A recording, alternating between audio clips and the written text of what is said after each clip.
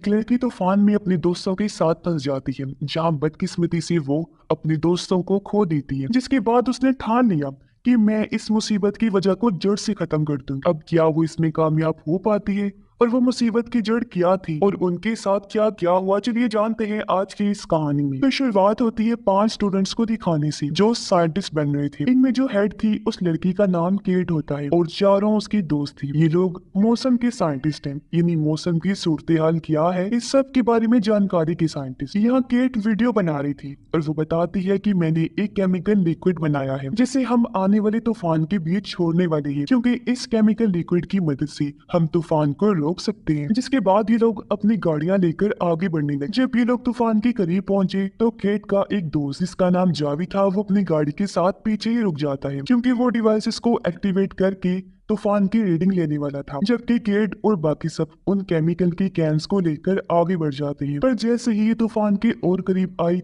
सब कुछ दिखना बंद हो जाता है, जिससे वो थोड़ा घबरा गई।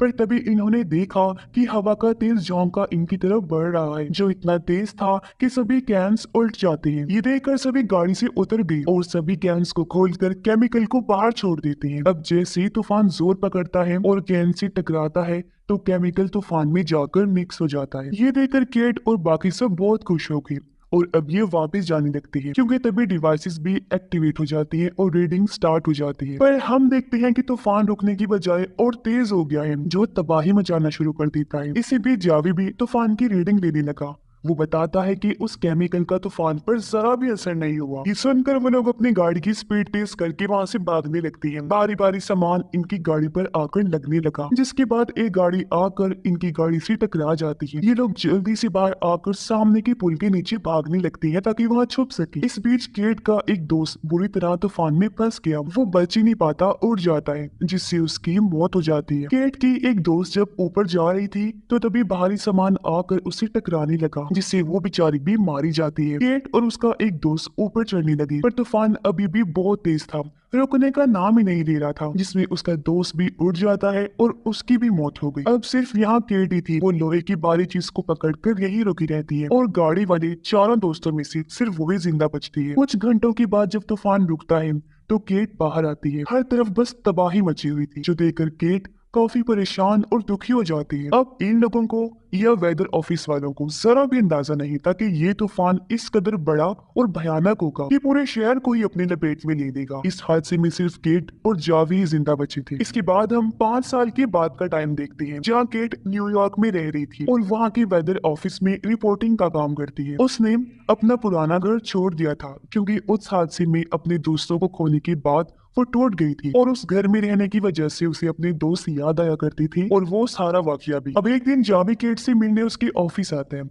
वो कहते हैं मुझे एक प्रोजेक्ट में तुम्हारी मदद चाहिए। असल में मेरी कंपनी ने एक ऐसा ट्रैकिंग सिस्टम बनाया है जिसकी मदद से एक अलग ही तरीके से तूफान के आने का पता चल जाएगा और वो ये जानकारी सबको बता सकता है। तब केट उसकी मदद करने के लिए राजी हो जाती है और ये दोनों जावी की कंपनी में जाने के लिए निकल जाते हैं। जहाँ पहुंचने पर जावी उसे अपनी टीम से मिलवाता है। तभी यहाँ पर एक काफी मशहूर इन्फ्लुएंसर भी आ जाता है जिसका नाम टाइलर था और वो अपने साथ पूरी टीम को लाया हुआ था। उसका काम था तूफान के बीचों बीच जाना और वहाँ के सारे हालात का जायजा लेकर वापस आकर जानकारी देना। जैसे ही वो यहाँ पर आया सब लोग उसके आगे पीछे हो जाते हैं। साथ साथ वो अपनी टी शर्ट भी यहाँ बेचने लगता है। फिर वो आया केट के पास उसे बात करने की कोशिश करता है, लेकिन केट को उसे बात करने में कोई दिलचस्पी नहीं थी, इसलिए वो यहाँ से चली जाती है। वो जावी के पास आई, जिसके बाद केट, जावी और उनकी पूरी टीम तूफान वाली साइड पर निकल जाते हैं। पर हम देखते हैं कि टाइलर और उसकी टीम भी इनका ही पीछा कर रहे हैं। अब टाइलर की गाड़ी जावी वाली गाड़ी के बहुत पास से गुजरी, जिस गाड़ी में जावी के साथ केट भी थी। तब हड़बड़ी में जावी से गाड़ी साइड में हो गई, इस वजह से वो अपनी टीम से अलग हो जाते हैं। ये दोनों तूफान के करीब पहुंच गए थे। तूफान तेज होता जा रहा था, इसलिए दोनों जल्दी से गाड़ी से उतर जाते हैं। जावी अपने डिवाइसेस को एक्टिवेट करने में लग जाता है, जबकि केट तूफान को देखने लगती है। अब जो उसका डर था तूफान को लेकर वो फिर से उभर जाता है, जिससे वो काफी घबरा गई और जावी को वापस चलने का कहती है। वो काफी बौखला रही थी, इसलिए ये अपना काम अधूरा ही छोड़कर वापस आ जाती है। पर इस बात से जावी केट पर काफी गुस्सा करता है। पर तभी हम देखते हैं कि टाइलर तो अपनी टीम के साथ मजे करते हुए गाड़ी लेकर तूफान के बीचों बीच जाने लगता है। वो गाड़ी को पूरी तरह महफूज करने, खतरे से बचाने और उसका बैलेंस ठीक रखने के लिए इसे सिक्योर करने का फैसला करता है, जिसके लिए वो जमीन में ड्रिलिंग करके सिक्योर करता है, जिससे गाड़ी पूरी तरह स्टेबल रहती है। ये लोग फिर तूफान के और अंदर आ जाते हैं। यहाँ पटाखे जलाकर ये लोग काफी इंजॉय करते हैं। दूर से केट और जाबी भी इनको ऐसा करते हुए देख रहे थे। वो भी काफी हैरान रह जाती हैं। अब देखते ही देखते शाम हो गई, जहाँ ये लोग एक होटल में जाते हैं। टायलर और उसकी टीम भी इसी होटल में रुके थी, जहाँ वो सब लोग पहली बार केट से मिलते हैं। केट इनसे बातें करने लगी। पता चला कि इस टीम के हर मेंबर को तूफान के बारे में काफी अच्छी जानकारी है और टायलर भी काफी बड़ा साइंटिस्ट है, जो जानकर के काफी हैरान रह जाती है। अब जावी एक आदमी से जाकर मिलता है और तूफान से जो लोगों की जमीनी प्रॉपर्टी तबाह हुई थी वो उस आदमी को दिखाने लगता है, जो एक डीलर था। अब टाइलर केट से दोस्ती करने की कोशिश करता है, जिस बीच इन्हें एक और तूफान की खबर मिलती है, जो जानकर ये दोनों की टीम्स उस तरफ निकल पड़ती हैं। थोड़ा दूर आने पर इन्हें अपने सामने दो तूफान नजर आए। एक तो बहुत खतरनाक लग रहा था, जबकि दूसरा इतना ताकतवर नहीं था। अब रिपोर्ट बनाने के लिए वो सब लोग ताकतवर तूफान की तरफ जाने लगते हैं, पर तभी केट नोटिस करती है कि हवा का रुख बदल रहा है, इसलिए वो जावी को कम शिद्दत वाले तूफान की तरफ जाने का कहती है। अब पहले तो उन लोगों को भी थोड़ा बहुत डाउट था इस बारे में, लेकिन फिर वो उसी तरफ निकल जाते हैं। पर हम देखते हैं कि जब हवा का रुख बदला तो वो जगह जहाँ टाइलर अपनी टीम के साथ था वहाँ हवा चलती है, जिसके बाद फौरन ही हल्का सा तूफान आकर रुक जाता है। जबकि दूसरी तरफ केट और उसकी टीम को तो खतरनाक तूफान और भयानक चीजों का सामना करना पड़ता है। पर इस बार केट डरती नहीं है, बल्कि उसने हिम्मत से काम लिया और वो जावी का साथ देती है। इस बार जावी भी अपने डिवाइसेस को एक्टिवेट करने में कामयाब हो जाता है। तभी केट नक्शे पर देखती है तो उन्हें पता चलता है कि पास ही के गांव में बहुत बड़ी तबाही मची है तूफान की वजह से। ये जानकर केट को काफी दुख हुआ और वो गांव वालों की अब मदद करना चाहती थी। ये जब उस गांव वाली साइड पर आई तो केट देखती है कि यहाँ तो टाइलर पहले ही अपने टीम के साथ लोगों की मदद कर रहा है, उन्हें खाना खिलाकर। टाइलर की वर्कर बताती है कि हम अपनी चीजें बेच बेच कर ही इन गरीब लोगों की मदद करते हैं, जो सुनकर केट के दिल में टाइलर की काफी इज्जत बढ़ जाती है। यहाँ पर जावी भी उस डीलर को लेकर आया था, जिसे उसने यहाँ की जमीनें दिखाई थी और वो डीलर को यहाँ रहने वाले लोगों से मिलवा रहा था। अब ये चीज केट को अजीब तो लगी, पर वो समझ नहीं पाती कि जावी आखिर कर क्या रहा है। फिर जब केट वापस होटल में आई, यहाँ टाइलर भी आ जाता है, जो उसके लिए खाना लेकर आया था। यहाँ आखिर इनकी अच्छी दोस्ती हो गई और ये बातें करने लगती है। रात को ये लोग बुल का मैच देखने जाती है।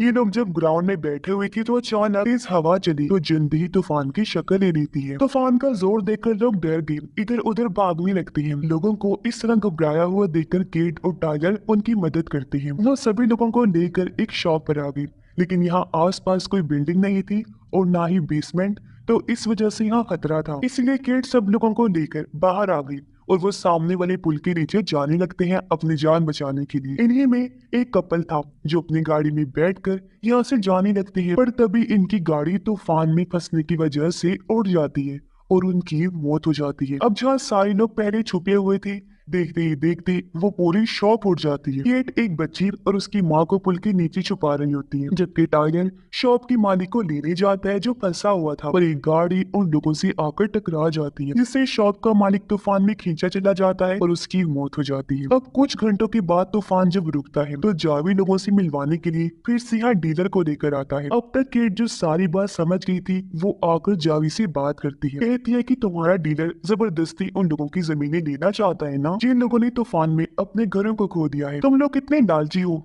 इसका तो मतलब साफ साफ है कि तुम लोगों की कमजोरी का फायदा उठा रही हो। ये बहुत गलत चीज है। जावी कहता है कि गलत और ठीक की बात तुम तो बिल्कुल मत करो, क्योंकि तुम्हारे प्रोजेक्ट में गलती की वजह से मैंने अपने तीन दोस्तों को खोया है। ये सुनकर केट एकदम चुपचाप हो गई, वो दुखी हो गई थी। अब जावी को जब अपनी गलती का एहसास हुआ तो वो केट से माफी मांगता है, पर केट उसकी बात सुनने को तैयार नहीं। वो अपनी गाड़ी में बैठकर यहाँ से निकल जाती है। वो सीधा अपने घर आ गई जो पास ही में था। अब चूंकि काफी टाइम के बाद वो घर आई थी तो इसकी वजह से उसकी मॉम काफी खुश हो जाती है। केट अपने स्कूल टाइम की प्रोजेक्ट्स को देखकर अपनी यादों को ताजा कर रही है। तभी यहाँ पर टाइलर भी आ जाता है।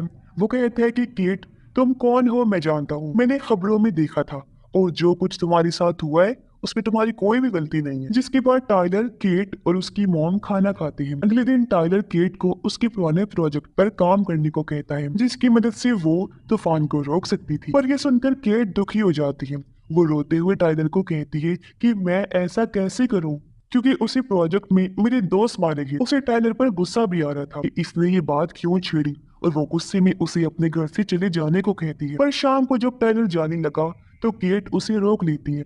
वो उसे माफी मांगकर यही रहने का कहती है, क्योंकि अब उसे टाइलर की मदद चाहिए थी अपने प्रोजेक्ट में। जी हाँ, वो दोबारा अपने प्रोजेक्ट पर काम करने के लिए राजी हो गई थी, जिसके बाद दोनों साथ मिलकर उस प्रोजेक्ट पर काम करने लगते। इनकी रीडिंग्स और हर चीज बिल्कुल सही थी, जिसके बाद ये केमिकल वाले कैंस लेकर एक बार फिर तूफान में जाते हैं। तूफान के बीचों बीच आकर इन्होंने केमिकल्स वहां छोड़ दिए। इससे पहले पहले तो तूफान काफी तेज होता जाता है, लेकिन फिर धीरे धीरे कम होता है, बिल्कुल रुक जाता है। ये चीज केट के लिए बहुत बड़ी थी। वो बहुत खुश हो जाती है कि शुक्र है आज आखिरकार मेरा प्रोजेक्ट कामयाब हो गया है। अगले दिन केट से मिलने यहाँ जावी भी आया।